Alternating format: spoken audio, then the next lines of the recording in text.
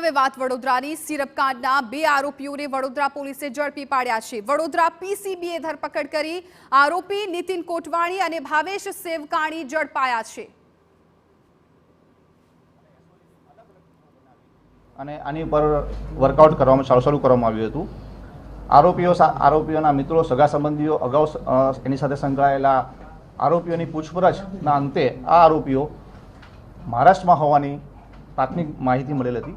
તે અનુસંધાને પીસીબીની અલગ અલગ ટીમો અને એસઓજીની અલગ અલગ ટીમોને અમે મોકલી આપેલી હતી। ત્યાં નંદુરબાર, પૂના, મુંબઈ વગેરે જગ્યાએથી તપાસમાં જઈ ત્યાં હ્યુમન ઇન્ટેલિજન્સ ઊભું કરી માહિતી મેળવવામાં આવી હતી। જે અનુસાર નીતિન કોટવાણી આજે પોતાની ગાડીમાં વકીલને મળવા સારું તથા એનો પરિવાર અહીંયા હોય, મળવા સારું બરોડા આવવાનું હોય, એને આજ સવારે તરસાલી જાંબુવા રોડ ઉપરથી આજે એની ગાડી સાથે એને અટક કરવામાં આવેલ છે। તેમજ બીજો આરોપી ભાવેશ સેવકાણી એ પણ વકીલને મળવા માટે આજે દિલ્હીથી આવવાનો હોય, એરપોર્ટ પર ઉતરતા જ અને એરપોર્ટની બહાર આવે તેની પણ એમણે ધરપકડ કરી છે। આ બંને આરોપીઓ અને ધરપકડની જાણ એ બંને આરોપીઓ ખેડા રૂરલ પોલીસના ગુનામાં વોન્ટેડ હોય, તેમજ રાજકોટ ક્રાઇમમાં જે અગાઉ નકલી સિરપનો ગુનો નોંધાયો હતો એમાં પણ વોન્ટેડ હોય। બંને પોલીસને ત્યાં જાણ કરવામાં આવેલ છે।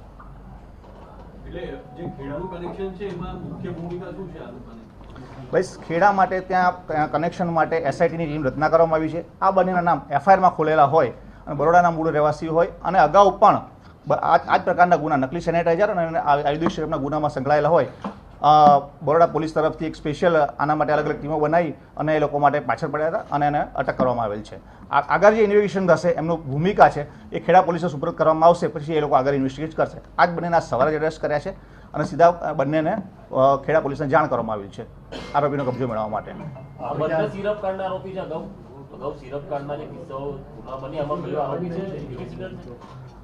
તમને ફર્સ્ટ એક જે નીતિન છે એની પર અગાઉ રાજકોટ ક્રાઇમ બ્રાન્ચ અને આપણે નંદેસરીની અંદર પોલીસ સ્ટેશનમાં 2 ગુના નોંધાયેલા હતા। આની અંદર બંને આરોપી છે।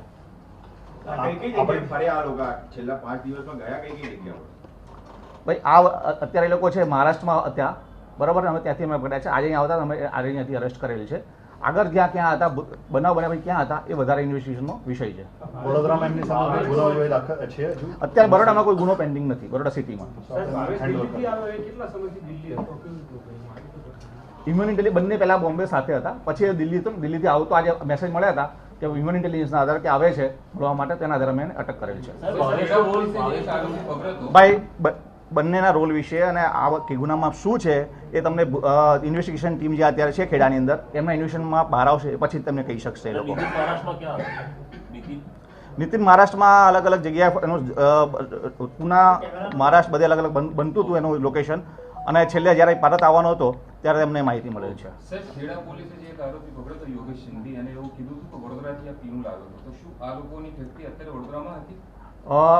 બેટર આ ઇન્વેસ્ટિગેશનનો પ્રશ્ન છે અને એ ખેડા એસઆઈટીની ટીમ છે એ આગળ એના પર કામ કરી રહી છે। બંનેને પકડવા માટે એમના પરિવારજનોની મદદ લેવાય, એમાંથી ક્લુ મળ્યો કે તો આ બિલકુલ છે। આ કેસની અંદર અમે જેમ કહી શકાય કે 95% હ્યુમન ઇન્ટેલિજન્સનો જ ફાળો છે, બરાબર। પરિવારજનોની માહિતી શું હતી સ્પેસિફિક?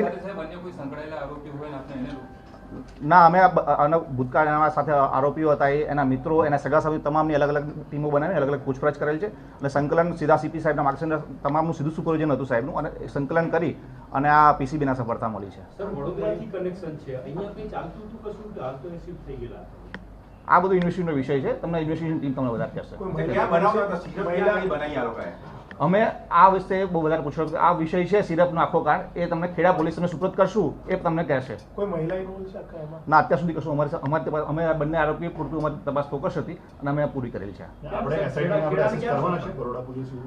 If they insist. એ લોકોને ઓલરેડી લિખિતમાં જાણ થઈ ગઈ છે, એ લોકો ટીમ અને એસપી સાહેબ મારે વાત થઈ છે, ટીમ મોકલી રહ્યા છે એ લોકો। Thank you.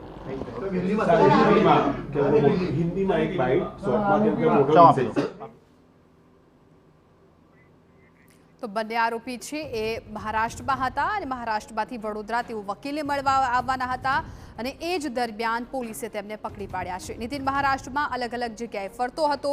ભાવેશ સેવકા